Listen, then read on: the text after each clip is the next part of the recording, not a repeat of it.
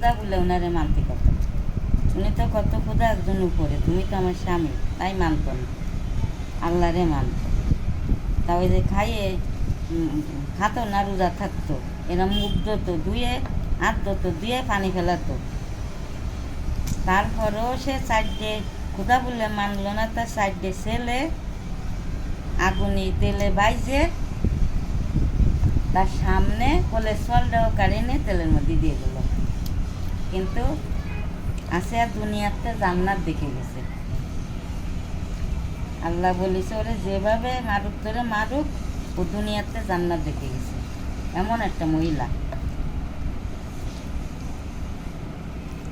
লা ইলাহা ইল্লাল্লাহ মুহাম্মাদুর রাসূলুল্লাহ, কাটা কলমা, চার হাত পর চার দিকে দিয়ে পতেছে, প্যারা খুঁতিছে, তারপরে লজ্জাস্থান পতেছে, কত রকম করিছে, কিন্তু তারপরেও সে কলমা ছাড়িনি,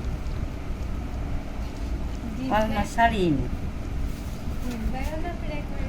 জিব্বায় ব্রেক মারিছে, তারপরেও সে কলমা ছাড়িনি, কোনো রকমের ছাড়িনি। তাই তো ইলাহা ইল্লাল্লাহ তো গলা কাটতে শেষকালে দুইবার করে দিল না, রাখলো না জোড়া।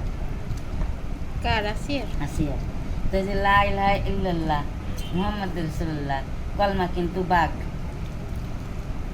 তাই মাথায় পড়ে লা ইলাহা ইল্লাল্লাহ, দরে পড়ে মুহাম্মদ রাসূলুল্লাহ।